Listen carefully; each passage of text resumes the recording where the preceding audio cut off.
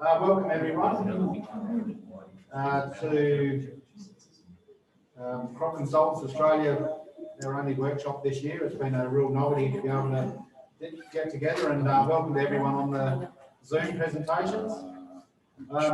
Today's session is called The Big What If Moments in Agriculture. Bit of housekeeping for a start.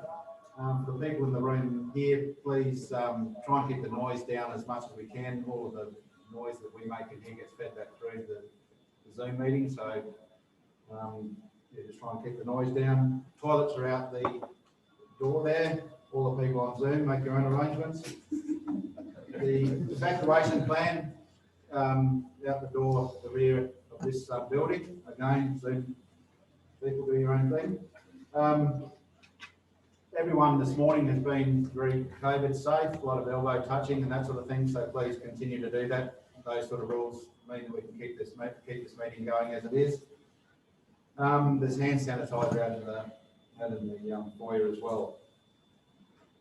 So without further ado, I'll introduce how today's session is going to work out, what the big what ifs of agriculture. So today's presentation really is supposed to be very thought-provoking.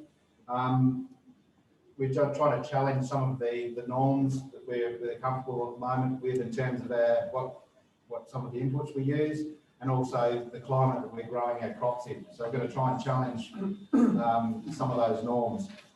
In terms of crop inputs, no individual product that we're using has come under more focus in recent years than glyphosate.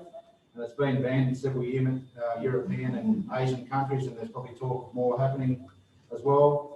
And this product's really proved to be the cornerstone of broadacre agriculture in Australia in terms of no-till farming, and also more recently glyphosate-tolerant cotton and canola. So if this wasn't available to us, it'd leave a massive void in what we do. And so Paul McIntosh from WeedSmart is going to crystal ball what a farming system for us might look like in the absence of glyphosate. And then Paul Grundy from DAF will give a short presentation on behalf of CRDC on a more cotton-specific approach to that question. Similar to some of our insecticides, fipronil, for example, is coming under a bit of pressure for a number of reasons, including toxicity to bees. And Paul Grundy, again, is going to give a presentation to us about how we think about managing green mirrors early season in relation to how much we use some of these products. So moving on to climate and the environment we grow our crops in. There's a lot of commentary on what our rainfall and temperatures might look like going forward. And Professor Roger Stone, Dr Jared Cath and Professor Shazbak Mustak from the University of Southern Queensland are going to explain what some of the best predictions are in terms of what our climate is going to look like going forward, what our farming system might look like, and how some of this research is going to be being extended in terms of risk management and insurance in our farming systems. Moving on forward, and this sort of topic is Claire Welsh from CSIRO. She's going to give us an update on Modern Farming Systems project, which involves what our growing cotton in a changing environment. And Chris Teague from Cotton Seed Distributors is going to discuss some exciting new agronomy tools that are going to be launched in the coming season. So that's how the program is going to work. Any questions that people have during the presentations, those on Zoom, please click in that chat box, that chat icon at the bottom of your screen. Type your questions in, and those questions will get addressed from the floor during the presentations. Anyone in the room, I'll bring a roving mic around due to the COVID, etc. I'll have to hold on to the mic, and we'll just do the questions that way. So that's how it all runs. So without further ado, I might introduce our first speaker, Paul McIntosh. He's going to talk about what we need, how we're going to farm without glyphosate. So Paul's been involved in field agronomy for 41 years. He's currently the Northern Research and Extension Agronomist for WeedSmart and Pulse Australia.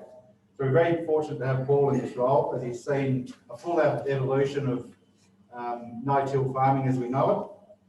Probably knows more than what most of us young whippersnappers have forgotten. And he also has a brilliant ability to communicate these things. So looking forward to Paul's presentation. Thank you, Paul. Thanks, Dave. Thanks, everyone, and good morning.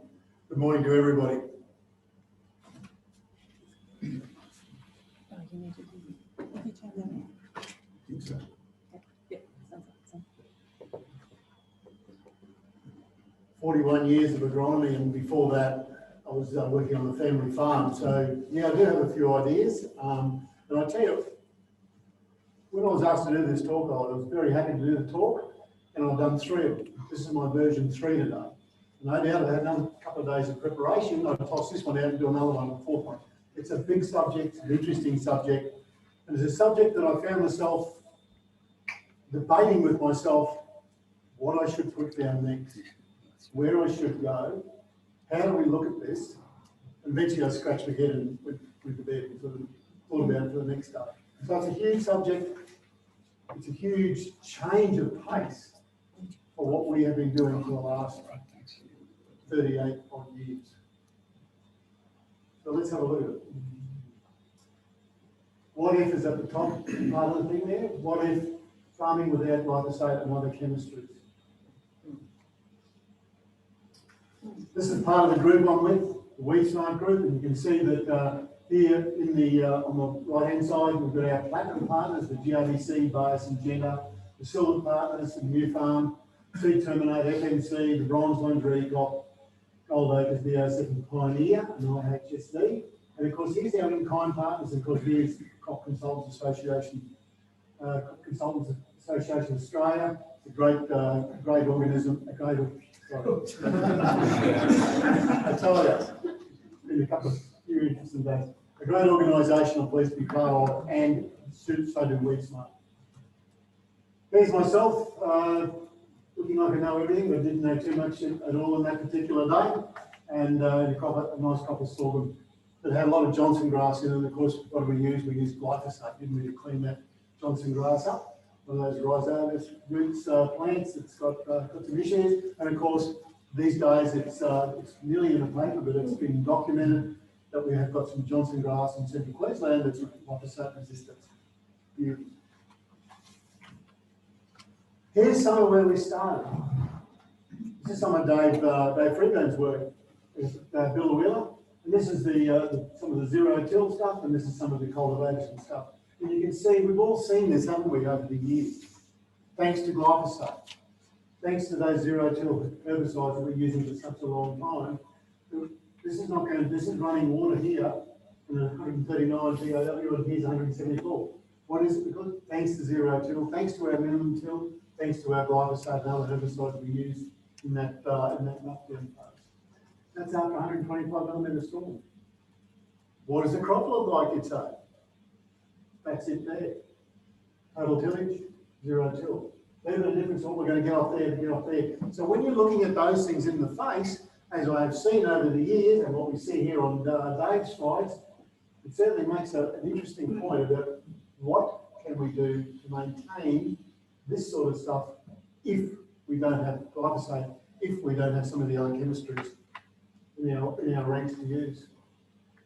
And of course, there's a bit more of Dave's work. There's about 8 or 10 years of trial work there. This is one done at Greenmount. The mechanisms are still set up there. And of course, this is what I was faced with in all those years back in the late 70s and early 80s, was that 12 hours on, 12 hours off. That's a tractor going around the paddock with a cultivator on.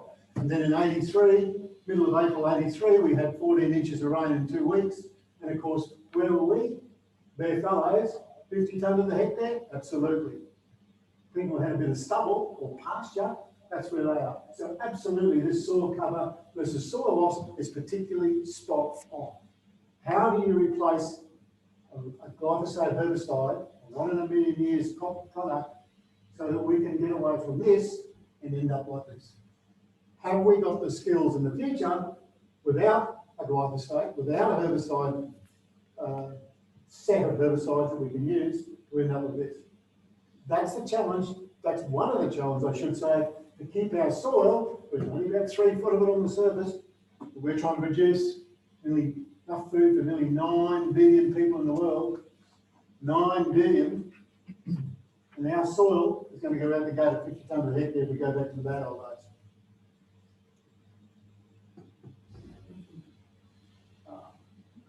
Remember that top bit? No? Oh, yep, sure.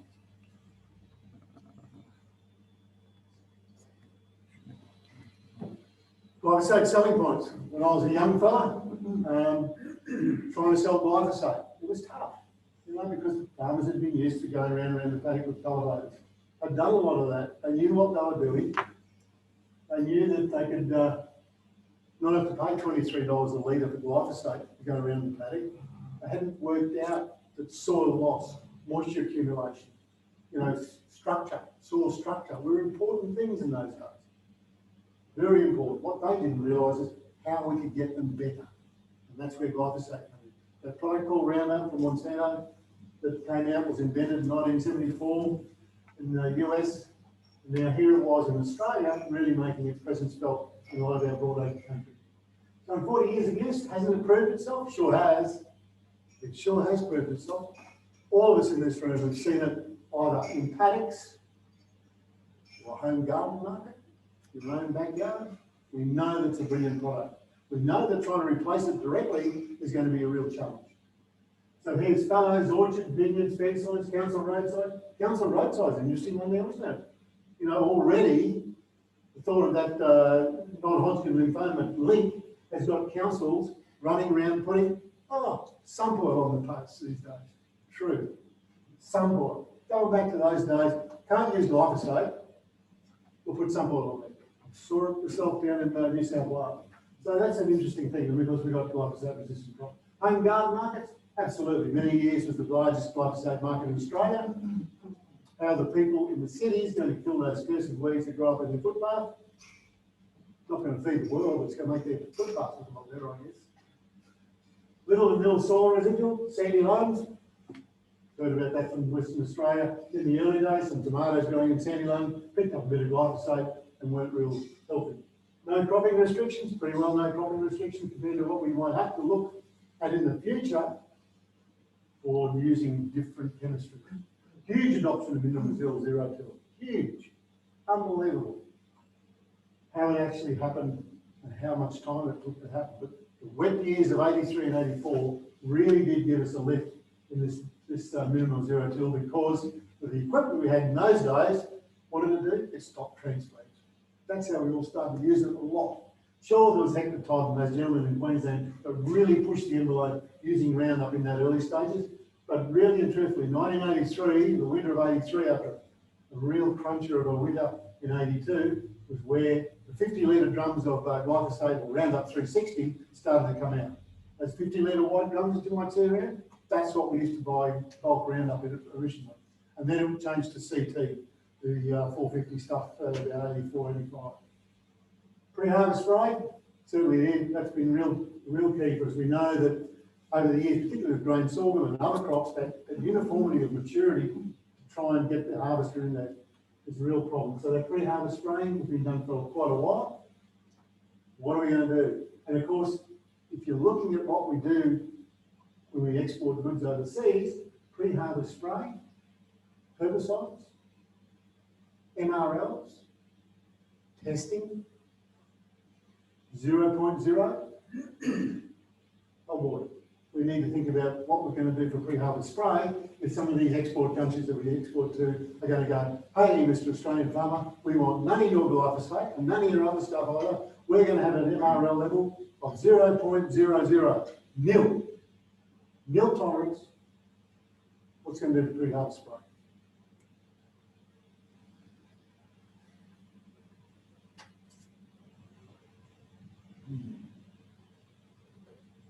You might just have to keep that one a bit.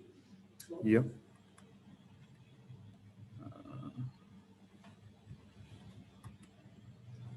Easy to use? Absolutely easy to use. And we're getting better at it too, aren't we, with our new types of sprays that we just use it to, with a pipe and a 1,000 litre shovel. Quicker to get over the ground. You're going to go and work 1,000 acres with a cultivator, 60-foot cultivator, that's going to take a few hours. You're going to go and spray 1,000 acres with a boom spray, 50 litres a hectare, with a 125-foot boom. It's not, is it? So that ability to get over a lot of ground has really helped because, you know, 3,000 acres in the old days, you'd have 2 or 3 staff. 3,000 acres this day, you hear it by yourself, particularly depending on where you are. Very effective as a translocator way, sure has. Moves down through the leaves, the stems, down into the roots. Stops transplanting of weeds and plant on, where a lot of it started. It really is.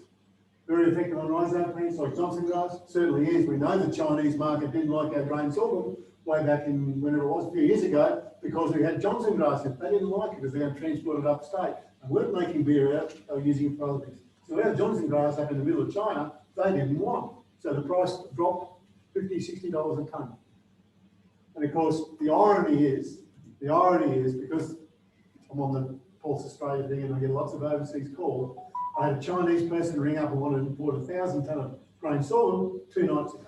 2 nights ago, about 10 o'clock at night. And I said, what about the Johnson grass? Oh, don't worry about the Johnson grass, Mr. McIntosh. We do. We do.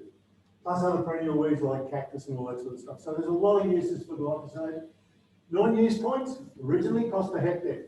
And I often wonder with our herbicide resistance at $23 a litre back in the good old days, if it had stayed at $23 a litre, heaven forbid, how much herbicide resistance would we have now?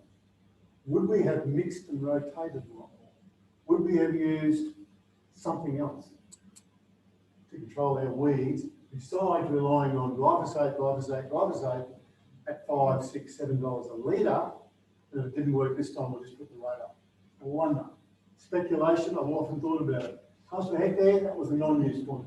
Soil biota, I've read heaps of articles, very more coming out of America than anywhere else. Soil biota, we know we've got a lot of organisms in the soil. We know that there's some good ones and there's some bad ones and there's some there's a lot we don't even know anything about. So I've read a lot about glyphosate in the States with soil biota studies. Sometimes the soil biota decrease in numbers, good and bad, and sometimes they increase in numbers. So there's the non-use point, soil biota, jury's still out in my book. There's probably people with vested interests going to say, oh, it kills everything in the soil. Maybe.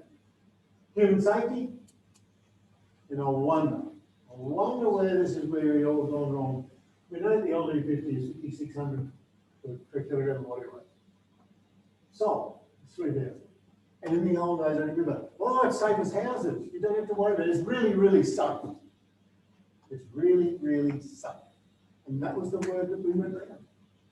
We were spraying safe compared to, 2-for-5T, spraying on brillo sprays and woody weed. Yep, safe. Safe compared to promicide, a catalyst. Yep, safe. Safe to the arsenical sheep dips. All that. Yep, safe. It is safe compared to those old products that are no longer available. But we shouldn't have taken it for granted.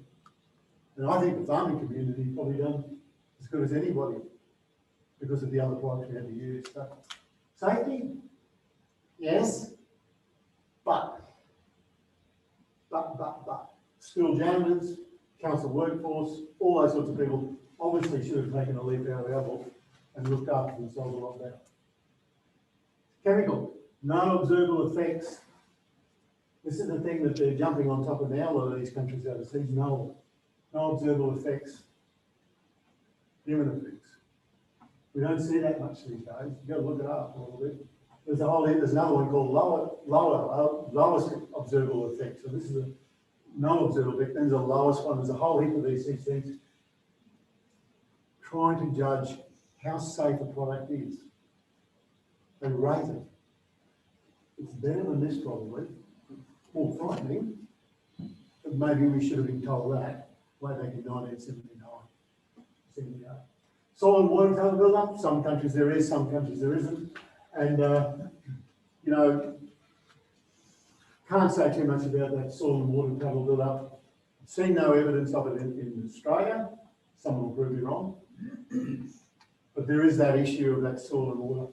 This is the non-use points. This is the reason why people are going to say, hey, you shouldn't be using that glyphosate or that Roundup or that terrible poison, Mr. Australian farmer, because it builds up in the soil and water. Let's have a look at some numbers. This is the staggering part. We think we're in Australia here, in the eastern part of Australia, with nice, beautiful soil, we love spraying with chemicals to maintain that fallow control. There's less weeds, so we can build up moisture like Dave Freeby's slideshow at the beginning. 6.1 million kilograms of glyphosate is required worldwide. 6.1 million kilograms. 1996, 15-fold. 15-fold it's reached. So it's not just us, is it? In this world where glyphosate is getting questioned more and more. Soil is the foundation. I've already said, you know, we've got nearly 9 billion people in the world. They got about 3 or 4 feet of soil, good soil, probable soil. We're seeing graded to erosion, salinisation, compaction, and acidification. All the things that our plants probably don't like. Erosion, there's a good soil goes down the drain, and a lot of nutrition. Salinisation, compaction, and acidification. 33% of arable land degraded. 33%. We know we're going to go to about what? 93% of the world's salt water and 7% fresh. There's a fair bit of ice, there's a fair bit of thing. We haven't got much water either, have we? We've got this population of the world that's going up to nearly 9 billion people to feed somehow. Glyphosate restricted, paraquat, diquat, 2,4-D. It's one product, but the ramifications that the others may go to is quite high. And I want to show you something later on in the talk about India. Where are we now? Worldwide focus on glyphosate for governments and scientific organisations. Huge scrutiny. We know that, don't we? It's in every week you see some group of people come out with some sort of a statement on glyphosate, good or bad. Court decisions haven't helped. They haven't helped us maintain our glyphosate in the world of agriculture in Australia. Social licence, plenty of that going around. You know, when I tell people I'm an agronomist, what do you do? Mr. McIntosh, I'm an agronomist. Oh, you sell all those horrible poisons. I don't sell horrible poisons. I'm part of the agriculture community producing food for the world. So your vegetables and your potatoes and all the other stuff that you eat, that comes off the Australian soil type. And we're trying to protect the soil so we can grow food for you. But don't let them get away with that. So we might need to fight for our glyphosate. I have put fight in inverted commas there. So no gluing yourselves to roadways.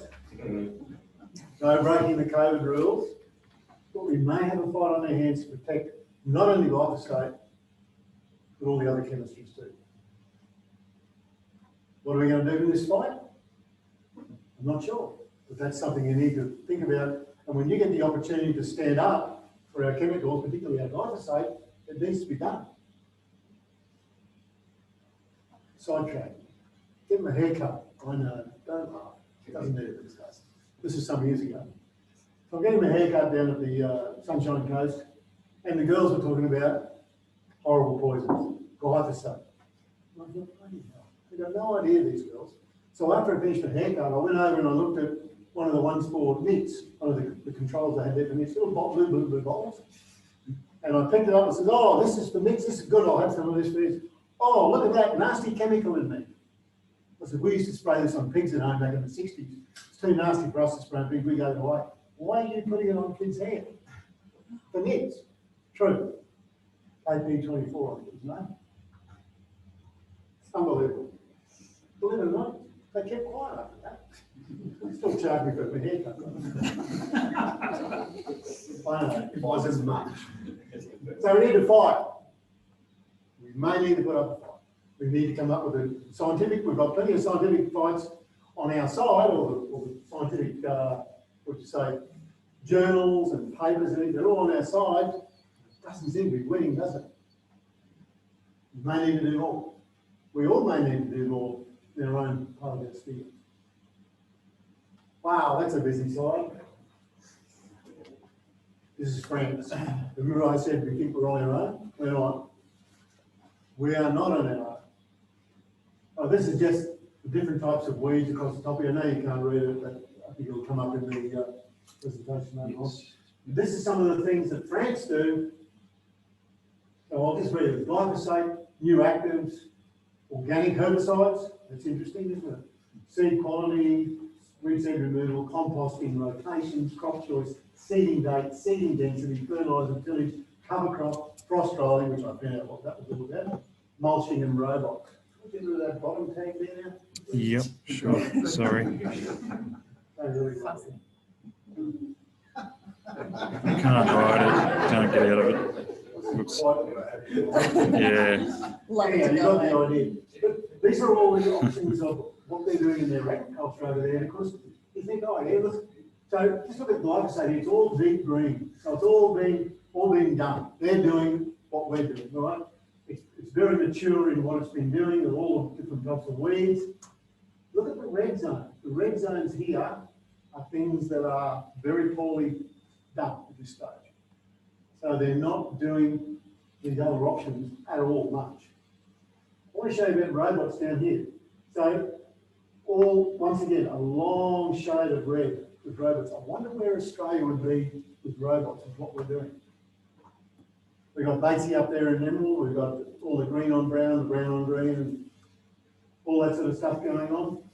Mulching, frostland. So all these things here that France are doing is what we're doing, except for frost rolling and hedge to edge. So they've got their troubles too. Organic herbicides along here, that's two, means they're too expensive to use in that situation. So these are costing things. They're organic herbicides, they've tried them, but they haven't gone too far because they're too expensive for what you get. We're doing some of these things. We're doing weed seed removal. We're doing seeding dates, planting a lot dry earlier, particularly in the southern parts. We're doing seeding density. And by that means, I mean narrowing the row spacing, increasing the plant population where you can, putting those weeds under a lot of pressure from crop competition.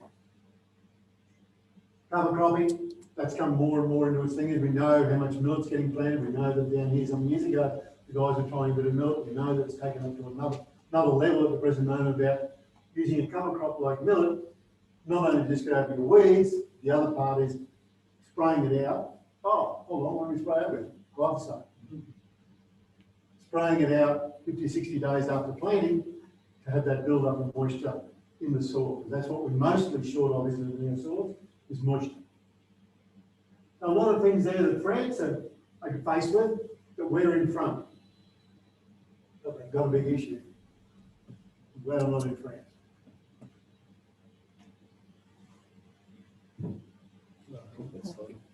Oh, yep. There we go. And I'll remove. Yep. Okay.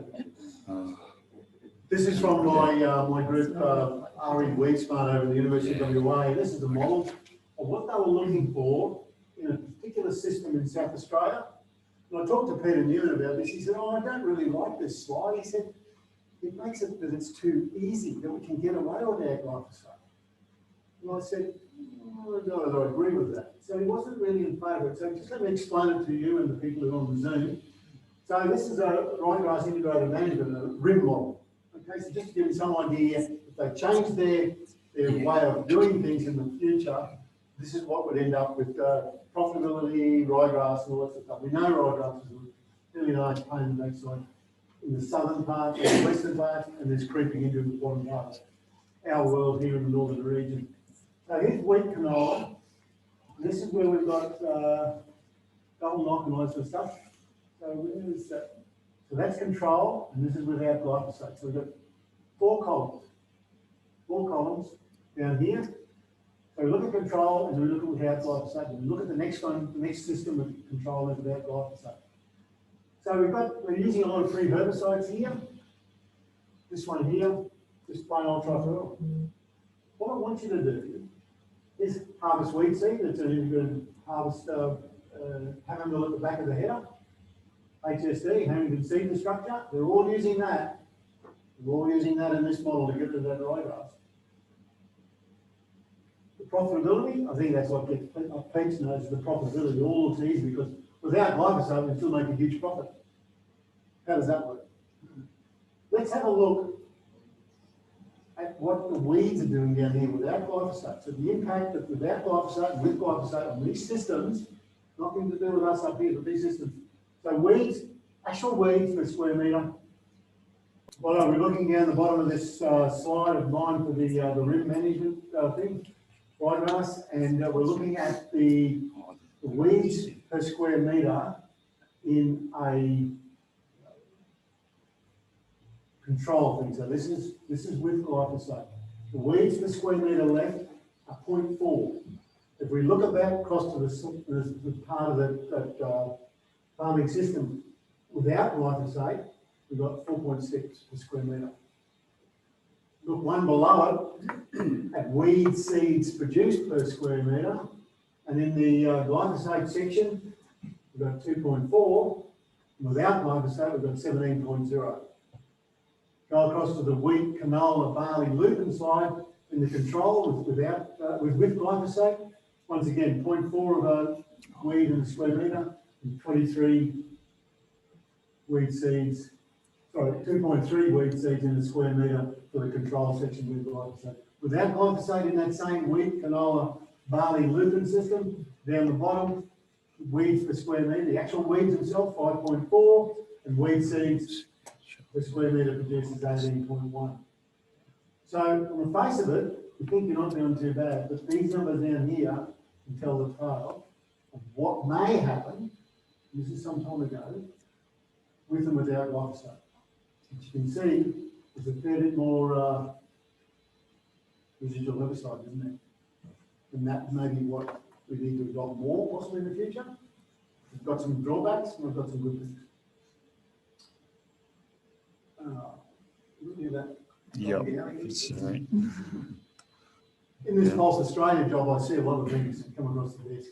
And about May 21st, not about, was exactly, this is an India hit list of products that one of their departments said, oh, no more pesticides in India, all too dangerous. This is the list I got on May 21st, 20. I'll just read them through because you might not be able to see it. Acephate, atrazine, benfluorocarb, butacol, captan, carbendazole, carbofluorine, chlorpyrifos, 2,4-D, deltamethrin, diclofol, dimethoate, dinacap, diaron, malathion, mancozeb, methylmel, monochromos, oxyfluorophene, pendimethyline, chromofos, sulfonyl, that one, triphenamate, methyl, diram, Xyam, and Xyram. 27. Don't they want these? Fairly big list, isn't it? What's missing? Correct. Glyphosate and some of the other bits. Look at some of the things I've got in there. Diram we've been using on seed dressing for a long, long time. Back when I was very, very young. So that's a pretty big list, isn't it? And of course, the worry for Pulse Australia and all that sort of stuff, if our pulse crops have been treated with any of those things, and they go into India, we could be escorted out the gate, so to speak. Because the possibility is, if they're banned in India, that means they're not registered in India. If they're not registered in India, it could be a 0.0 yield tolerance for those particular products. Now, the good news is that the group in India that decided on this little thing hadn't talked to some of the other groups involved in agriculture, and it all went down quite quickly. So those products are not banned. I repeat, they are not banned in India. But the ramifications are there, aren't they? The potential's there for all those things to get banned. And myself and Paul talking about other pesticides, there's a few in there that are insecticides that might be pretty handy. So there's those sorts of things go around all the time. We know that Thailand some year time ago banned glyphosate, and 6 weeks later they changed. So we've got some issues. So I repeat, they're still okay to use, but it highlights the possibility of what other countries, our customers for some of our crops, may do to us.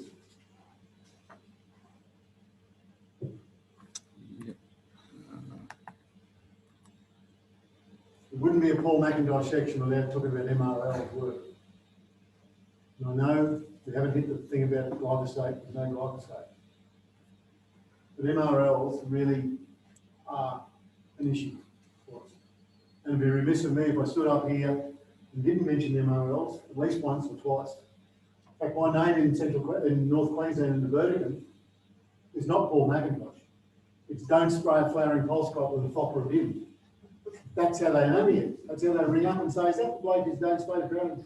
Yep, it's me. Happy to have that name, because what happens is, I get these phone calls from various exporters saying, hey Mac, we've got another one. And some of you heard me say this. We've got another one. So, oh, what is it? Oh, it's chickpeas and glyphosate. Way too high. Way too high. So it's locked above the MRL for the country of export. It's getting exported to. How does that happen? They've all got different MRLs. They're not all the same, unfortunately. Some of them go by codex, which is a worldwide thing. Some don't. But you must be careful. Those statutory declarations before you drop the load, or when you drop the load, is so important. If you've made a mistake, ring me before you get there with the truckload. I want to do it. Ring me after it's done. Say, this is what we've done. You've got to be on the ball with our MRLs. It's so, so important. And of course, I get plenty of examples. I get plenty of practice of this, talking about MRLs and what we should do, what we shouldn't do. So the UQ Gatton the other day got some favour with it. And they said, Mac, we're not allowed to use dimethyl. Right. It's registered, don't care. University won't let us use it. What other options we got? You know, wonderful. You know, fipronil doesn't do much of a job, not registered, can't use that. Came up with Stewart.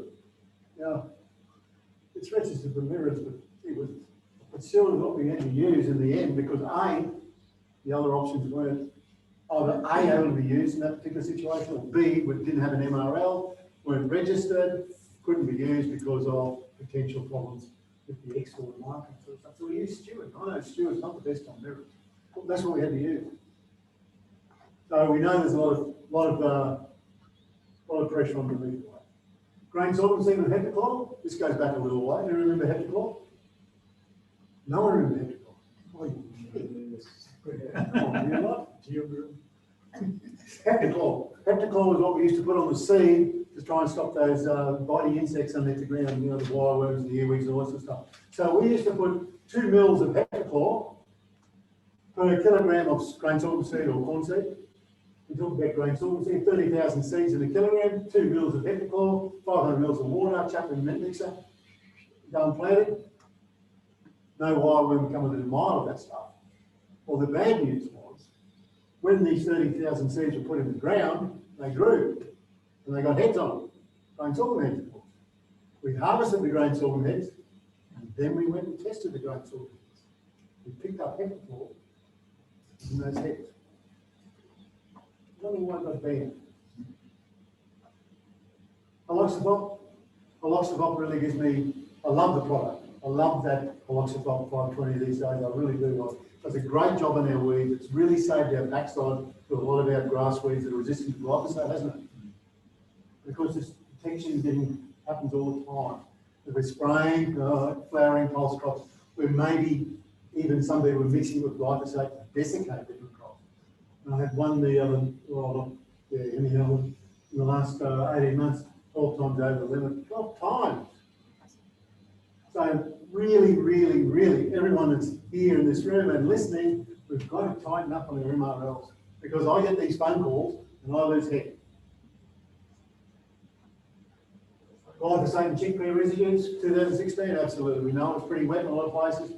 We had uneven crops everywhere, and we went in and sprayed them out, and of course, glyphosate got picked up. One of the most strangest was in 2017, we had chickpeas knocked back from the US of A. We exported to Canada, and Canada said, we don't want the chickpeas here, we'll sell them to someone in the USA, so we went to the USA. Canada's got an MRL. What's USA got for chickpeas and glyphosate? You guessed it, 0.00. Couldn't go across the border. So the place that invented glyphosate is now not letting us in with those pulse crops with the glyphosate in them, even at a very low rate. Conclusions in the future. This is a very long slide. How long have we got next? How long have we got? Usually about another 20 minutes. And then we quick match. Oh, whoops, sorry. Oh, shift up. My conclusions. Managing hard to control weeds without will be difficult and demand new knowledge and new skills from all you in this room and on the Zoom.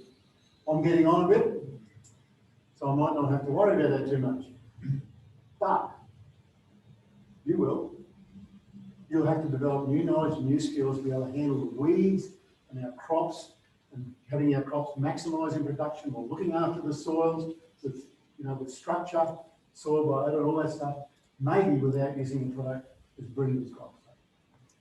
The use of residual herbicides will increase. We know that happening now because we've got so much group M resistance. We know that residual herbicides, that prevention of weeds, is on the increase, but cannot be retarded. Sometimes you think that's good because that means the farmer has a distinct rotation. Other times it's nothing but a pain in the neck, particularly if you don't get the planting range for that crop that you're working on. So you might have to go another 12 or 18 months before you get a crop in there. Better mechanical options and non-herbicide options. We used to laugh at rod weeders all these years ago on the front of planting machine because they used to just go through the earth. Anyone know what a rod weeder is? Yeah, that's it. Of course, the problem was the bearing used to go all the time, but rod weeders might come back, blade plows are back. My friend Don up in Central Queensland at Capella, he said, "I've taken up your challenge, Matt." I said, "What have you done?" He said, "I've invented a 70-foot blade plow, and we're using that 70-footer. So all the blade plows that are parked under the brigalow trees, the back end of the shed, wherever they don't come out, they may come out again, or that principle may come out again. But just skimming through underneath the surface, killing those weeds, doesn't matter if they're herbicide resistant or not, that may come back again." Sensor cultivators and chippers, absolutely. We've seen them on the GRDC under Michael Walsh and the crew from ARI and at Narrabri have invented that weed chipper with the sensor. That's going to happen more and more, I believe, and they're going to get wider and bigger. And I'd say people are going to build them in their sheds just about. Strip and disc. So we have the stripper front and the disc mechanism. We know that people are doing that down south a lot more, and I suspect we're going to do a lot more up here with the stripper front on the front of the header, maintaining that long stalk curve up on the stubble and the wheat and barley. Livestock involvement may become more involved. And you think, I go walking around the Darling Downs quite a bit, Bonjean, Norwin, not a fence inside. Not a fence inside. So what are we going to do there? Some of the Western Down people, some of the people down here and other parts may involve livestock. And this morning on the way down, I was called a cup of tea might be handy, so I ducked into these people's place I knew. And they're going. How unlike you said. It's a long way from Toowoomba here. And they've got sheep, so they've gone away from using different chemicals. And the gentleman said to me, he said, "Macca, don't be afraid to introduce livestock to your environment." I said, "Well, that's good if you've got a fence or two, but some people haven't got fences." He said, "We've involved livestock a lot more, and I know some people around Inverell, they have a minimum till paper, and they introduce sheep and even cattle in some places into that world down there of undulating hills and agriculture. So livestock may become more utilised. In the old days, we had chickweeds, chickpeas now, but chickweeds in those days. And I remember us in some of the western areas, we couldn't control the south insects. And what we used to do is put our foot on the fence, let the sheep walk in for 3 days. They'd eat all the south insects before we hoozle them out again because they'd start to get chickpeas. That's how some of our basics, some of our weed control was in some of those early days of chickpeas. They were a real pain. These days, not so much so. Optical spot spraying technology, that's given us back our paddocks. There's going to be more of that come on. Green on green, we know that AgriFac are doing a lot more of that. We know that there's one in Western Australia operating. I believe there's one over here on the eastern part of Australia also operating. Green on green. That'll be another plus for us in this optical spraying technology that we're doing in our fallows, green on brown, huge lift to us, and it's given us back our paddocks, hasn't it? We've got some registrations of pretty solid amounts, no survivors, none of that feather top roads pushing out 100,000 seeds.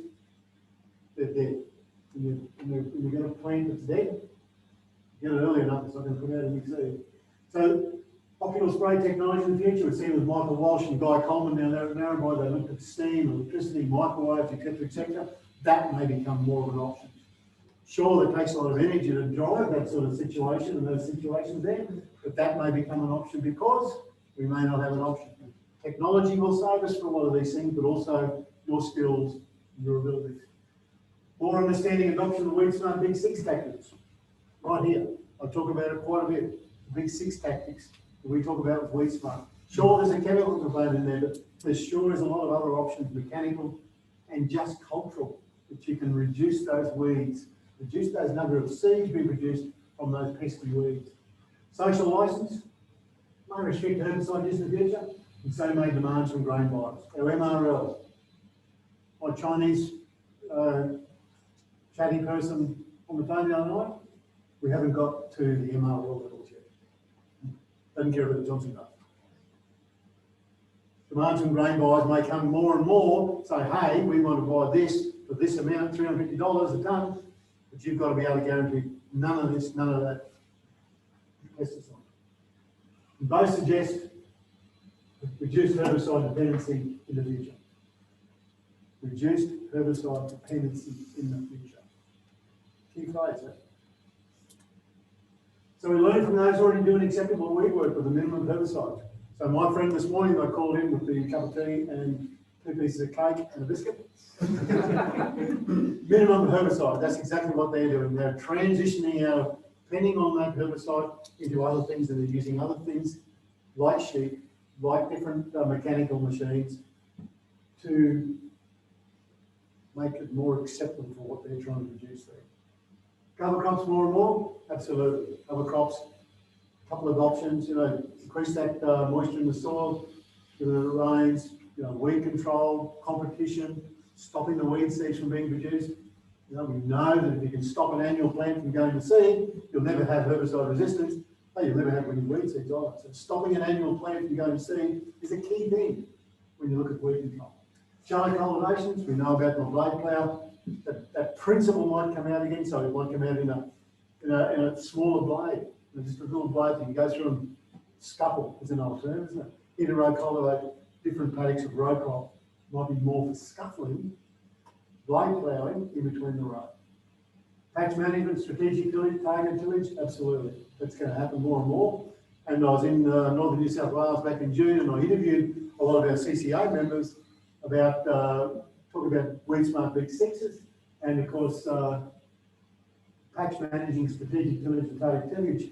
I saw a 3-point linkage offset with about 12 this side, and he said, that's what I use for the strategic tillage. So he goes through the whole paddock, drops a pin on his GPS about where a patch of weeds is, particularly something like feather top roads, and then someone comes out with the little old Matthew Burgers in 135 with the offset on it, and goes, don't. Patch management at its best, and he's pretty happy with that system.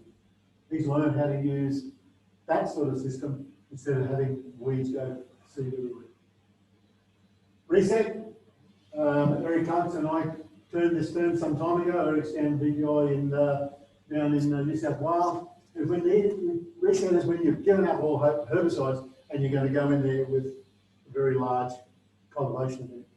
Could be a moldboard, could be just a chisel plough. There's something to stop those weeds from going to seed, and it's something that they haven't gone to seed, you're going to try and bury the seed.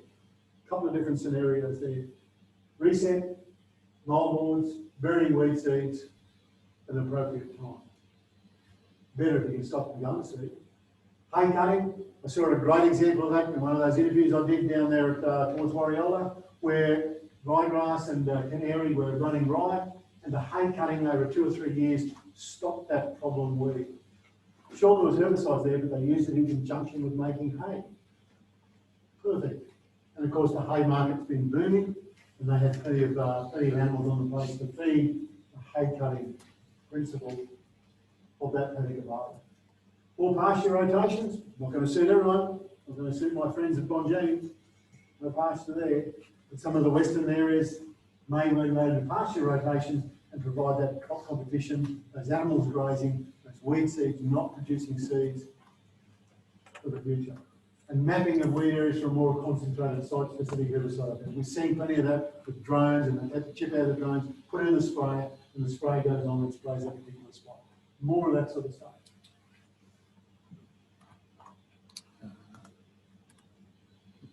There we go. So have I addressed the whole thing about what if we don't have glyphosate and other pesticides? No.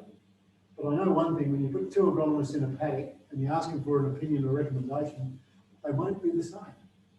So it's up to you, and the challenge for everybody is to come up with a situation that A, you know about, B, that you can use into a farming system that you're talking about, looking at, or participating in.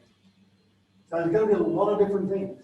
And what I think of and what you think of could be very, very different. I might have a low risk to residual herbicide, where you and your client may say, no, that does not suit our situation. We can't afford to have residual herbicides blocking that particular planting opportunity if we get all this right. This is something else I've been involved in too, is the Australian Mungbean Association, and we've been very concerned with glyphosate and haloxypop residues in their mungbeans. So, because I know a lot of people, I had a farmer friend, former client, volunteer about swathing. Some of you may have seen these videos. It's pretty important for the whole scheme of things with some of our pulse crops, because they're the ones with a lot of pressures coming on our clean green mung beans and our chickpeas and all the other pulse crops we got in Australia. Usually, I won't say all the time, but pick it up and listen to Richard Daniels' talk on the pulse desiccation program, particularly chickpeas the other day. A lot of them are desiccated. What happens if we don't desiccate? What happens if we don't have to use herbicide on that particular crop so you can harvest it or get the crop off very nicely and normal? So, my friend Greg, he volunteered to swath mung beans for the first time. In conjunction with that, I had Sonny Chahorn down at Gatton, also doing a heap of trials on different herbicides that we might be able to use. We're looking at registration for alternative herbicides for desiccating mung beans. Best one, I can't say. The second best one, sodium chloride. Glyphosate, what we used to knock the leaves off cotton with years ago. That was the second best one. The rest were very, very poor. You know the other, the top of the tree was without using herbicide? Swamp. We dropped these plants on the ground and 4 days later, they were very, very ripe to pick up, had lost nothing in Sonny's trial. So we thought, why do we go to a bigger paddock? Why don't we go to someone who's got a fairly big paddock of mung beans? So this paddock around the outside here, everybody, that was conventionally desiccated. It was yielded 1.6 tonnes per hectare, so it's not a shabby crop. Paul McIntosh for Pulse Australia and the Australian Herbicide Resistance Initiative. Earlier this year, I had the opportunity to look at swathing of mung beans. Now, we've seen swathing of canola and other crops in the south, but this is the first occasion we've ever tried to swath a mung bean crop. So a farmer friend of mine down at Clifton volunteered his mung bean paddock that yielded 1.6 tonne to the hectare in a conventional situation, and we swathed a half-acre block, and we put the 35-foot swather into it, and 2 weeks later we came back with the pickup machine or pickup reel of the Smale front on the front of Greg's header. The trial block of mung beans was on the ground for 2 weeks, not because we wanted to, because we had two falls of rain, one of 18 millimetres and another one, separate one of 12 millimetres, which gave us the 2 weeks on the ground of the mung bean swath or the mung bean windrow. You'd think that'd be a disaster, but it wasn't. We picked it all up without any problem at all. Video footage and pictures showed that we left virtually none on the ground, and it was very comparable to the conventional desiccated with glyphosate and conventional harvested block surrounding that trial block. With great encouragement, because of the grain quality was first class in that 2 weeks on the ground too, with great encouragement, Farmer Greg decided we should have another go at another paddock. So we had a go at an entire paddock, this time of a 20-acre block that was a lesser yield. It was under a tonne to the hectare. It was a much shorter crop than the first one we trialled at. So it was swathed with a 30-foot swather, and then 4 days later, Greg went in with his Smale front in the front of his John Deere conventional header and picked it up. A few things we learned about it. It was a very low crop, and we probably should have been in there earlier with the swathing machine. to put it in the windrow. And the second thing we learned is we probably should have been in there early with the pickup reel on the front of Greg's header, a lot earlier than the 4 days after the original swathing operation. So we do believe that moisture is a part of the whole process on both blocks. We thought that extra moisture in the windrow would have been a great advantage to the machine and to the speeds of the machine. So with great confidence, we're looking at doing more of this in the future. There's certainly been some interest around the countryside about swathing of mung beans. For the reasons we can get away without any herbicides being used in desiccation principles, like glyphosate or Reglone, which are coming under increasing pressure from the worldwide markets that we sell our pulse crops to.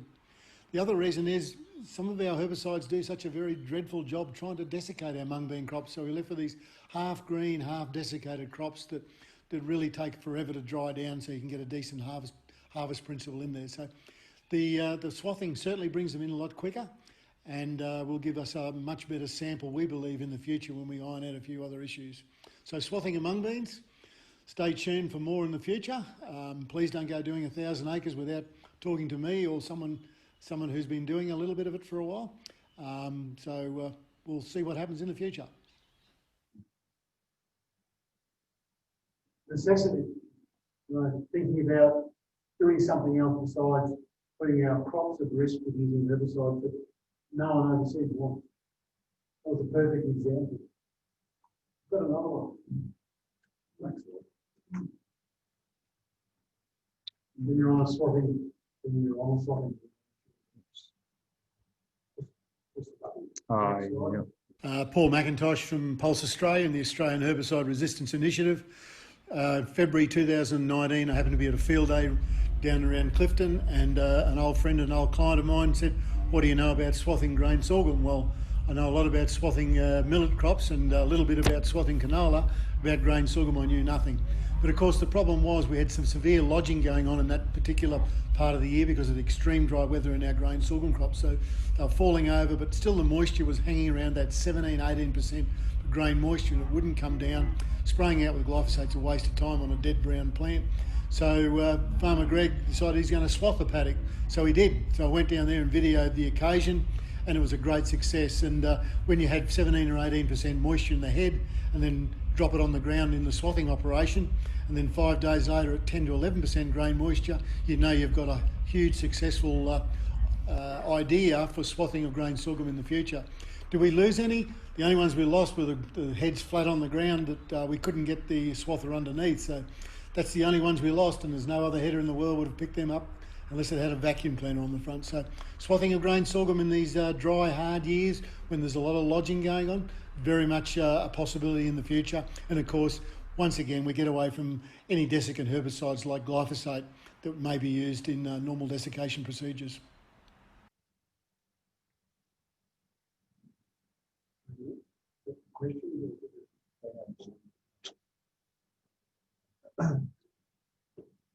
So I talk about WeedSmart Big Six all the time.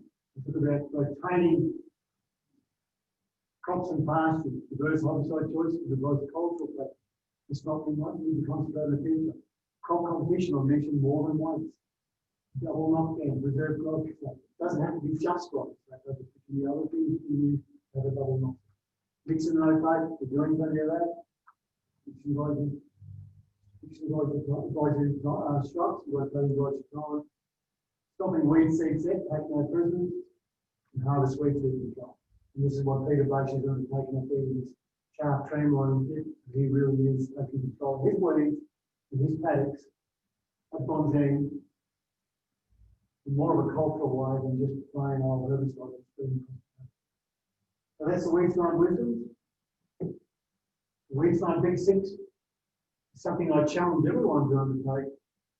But in the days ahead, you may need to think about what you're going to do in place of glyphosate. Everyone will have a different idea. That's the challenge for us all. Take the WeedSmart Big Six challenge up, and then later on, take up the WeedSmart Big Six challenge without the use of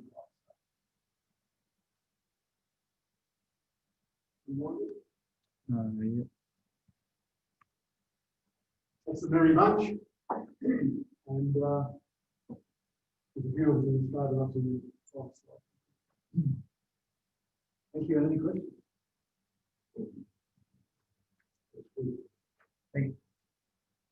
Thank you very much, Paul. Wasn't an easy topic, but you've done a masterful job. Well done. We just had one question coming through on the Zoom, and it was glyphosate was developed a long time ago. Why has nothing else been developed in the meantime? It's a good one. Sort of that question. Easy one for you. Look, we turned Steve Powell, who's one of my ex-bosses from REO in Western Australia, said he always quoted being 1 in 100 years, I think it was 1 in 200 years or 500 years product. There's nothing else that's very, very unique that glyphosate product. Look, you know, it was discovered by Scout or something like that back in the 1950s, or a paint strip or something like that, and they didn't take it up. But somehow Monsanto got their hands on it and took it over then. So that's my information. We just didn't realise what we had. But we know that Madavin's a good paint stripper too, but we don't use the paint stripper. We use it. So I'm not sure though. There's plenty of people looking, because can you imagine those tonnages that were sold of glyphosate in the world over the years? Even you made a couple of cents of it, and you've done a very, very good job. So everyone's looking, no one's found it. Let's hope it's culturally and widely accepted by the universe, because we need to keep going into the human mind. Probably enough time for one more question from the room here. Oh, whoops. Sorry about that. Turn it off for a second.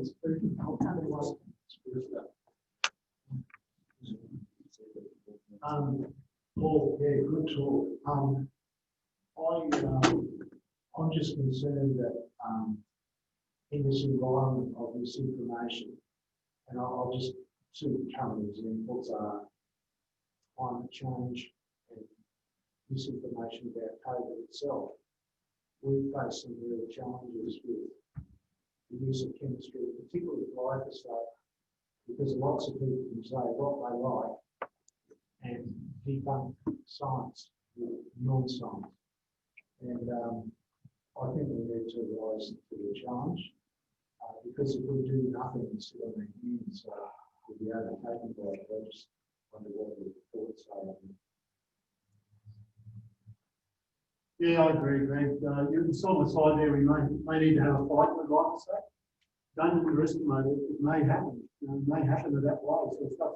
So in the meantime, just like I've been trying swapping with Monday, you don't leave it till the last minute. So you might be able to plan to put up your hand and say and support glyphosate use in the future, doing it safely and properly like we do in Australia. But you need to have Plan B, Plan B and Plan C. Because if it gets taken off the market, what are you going to do? So there it goes. Tomorrow morning gets taken off the market because of something. You have to have a plan.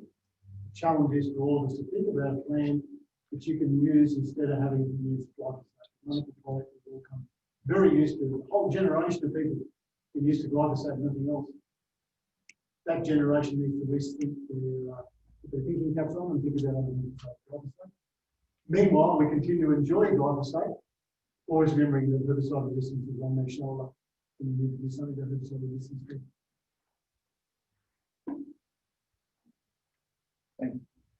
Thanks, Paul. Could everyone put their hands together for Paul?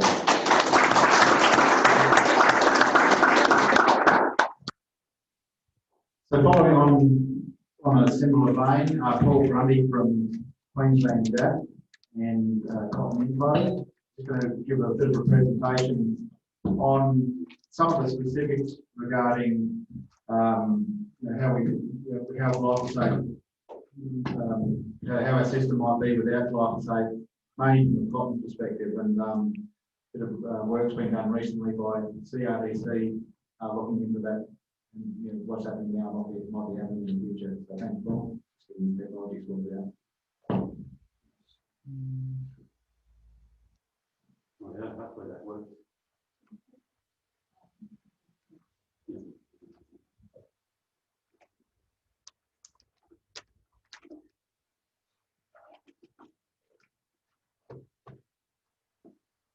Okay, well, thanks for the introduction, Dave. Giving this first talk on behalf of Susan Mass and Health Story, who couldn't be here today. And it's just a very brief update on some things going on in the background in the cotton industry and pesticide loss preparedness program. So it very much follows on from some of the things that Paul just touched on within his talk. And if we can go to the first slide. Yep. Okay. I did that then. Yep. Okay, so a little bit of background, look, very similar to what Paul was talking about before. There's been a number of international changes driving pressure that's coming on different products. Our government's been signing international agreements with other governments, and that, in effect, brings about changes with how we might use pesticides in Australia. And clearly, as Paul alluded to, changes in our export destinations for our products with MRLs either being reduced or at zero levels are very much putting pressure on a lot of the products that we're using within Australia. There's also a range of social pressures. So a lot of these bans that are coming about in third world countries are to do with their use patterns with those products. Classic example is borate, which we use very safely in Australia, not used terribly safely in other overseas places. There's also a number of global initiatives that are driving change. From a cotton industry perspective, Better Cotton Initiative, or BCI, is the key to one of those. And the cotton industry itself in Australia has also set a number of sustainability targets. And with those sustainability targets, we actually go about and measure a number of different aspects, which we'll touch on a little bit further on in the presentation. But once we sort of make given claims that we're going to achieve certain targets, we actually have to go out and achieve those aims. And that data is reported for, and within cotton, we certainly rely on that data quite heavily to defend, I guess, our social license with cotton production. No, that's a coincidence. That's over you. Yeah. Okay, so just this table here is just a list of just some of the things that are being looked at internationally for all different sorts of reasons. You can see in the column over there on the column doesn't work in the middle. That's just got a dead battery. Must be. It's on. Oh, there you go. Or you I could just have it turned off. Oh. All good. Maybe. Anyway, look, you have a look at that list of products there. It's pretty extensive. Certainly, quite a few products that would be of interest to us from cotton production: fipronil, paraquat, borate, some of the big ones, a number of the neonicotinoids, ivermectin. Quite a lot of products on there, and a lot of this has been driven by that BCI issue. And if you think about sort of how the BCI sort of works, it's very much driven, takes some of its cue from the EU, also from third world countries. That tends to find its way into the MyBMP program. From the MyBMP program, it tends to then filter down to the broader industry. But it's just an interesting list of products, 1080 are up there. Zinc phosphide in mouse oil. So quite a lot of products that are on the list, and that are certainly very much at risk going forward. So a little bit about some of the data that gets collected and used for reporting purposes in Australia. And two of the things that commonly get done are environmental toxicity loads. And these are done for herbicides and insecticides. They use an algae measure. I asked them to explain how they do this testing. But basically, they do collections and expose it. We do an algae bioassay to get an idea of what the toxic load is. And similarly for insecticides, they use honeybees to measure that environmental load. And one of the key things to point out within this presentation is diron. So at the moment, there's no international pressure around the product, that particular product, but there is an enormous amount of pressure internally within Australia, within the domestic field, around the use of diron. Cotton has been successful in maintaining the use of diron, whereas some other industries have lost that product. But it continues to be picked up in this testing, and questions that continue to be asked around diron. But again, if you look at some of those other products there, they're all featuring annually within that testing that's carried on, and that's where some of that pressure is coming from. If we go and look at some of the insecticides, you can sort of see it's broken down. So if we just look at insecticides excluding seed treatments, fipronil, ivermectin, some of your neonics, if you include the seed treatments in the data, clearly the neonics start becoming more prevalent. It's just indicative of the seed treatments that we use in planting cotton. But again, this is sort of what's driving this pressure that's being placed on the product. So key points, CRBC and Cotton Australia, as part of, I guess, what's going on in the background, have done a range of industry engagements, certainly with some of the CCA members, with a number of small group meetings. And some of the things that have clearly come out from those meetings is, for example, the use of borate or having effective seed treatments such as neonics is really essential, particularly for cotton production in the south with a cool start and people battling away with soil pests. That was certainly something that people felt was a high priority to come up with alternatives or come up with strategies or defend some of what we've got. Glyphosate and paraquat, won't say too much about that. Paul's given a really good overview of some of the challenges there, but quite clearly, from a cotton perspective, we're obviously very dependent on glyphosate with Roundup Ready cotton technology, also quite dependent on paraquat for control of volunteers and other weeds planting some of those places. And clearly, the shift to residuals and more tillage, has environmental negatives associated with that as well. Mirrored management options, the reliance on fipronil and dimethoate is certainly going to be a challenge. They're two products that are increasingly under scrutiny, particularly fipronil, because of its toxicity to honeybees. And our reliance on diaron and also foliants, creating issues in this space as well. So where to from here? I guess CIDC and Cotton Australia's approach is to certainly continue to defend and protect the use of these chemistries where it's at all possible to do so, and also put a lot of emphasis on selling our safe use practices. So if you take something like borate, again, it causes all sorts of issues in other parts of the world, but our handling systems for that product in Australia are second to none. I guess sort of pushing back against some of this where possible. I guess feedback from these processes will continue to be provided by CIDC and Cotton Australia to groups such as the CTA and others.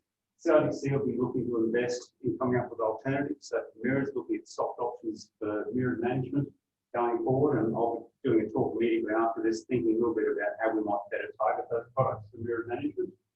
And certainly investigating options for getting around some of the challenges with foliation is quite a priority that has come up with that industry consultation. Not only diaron in there, but there's been a number of issues with foliants turning up in places that really shouldn't be turning up. CIDC are sort of putting the feelers out there for all sorts of ideas around how we might be able to do foliation a bit differently, or certainly do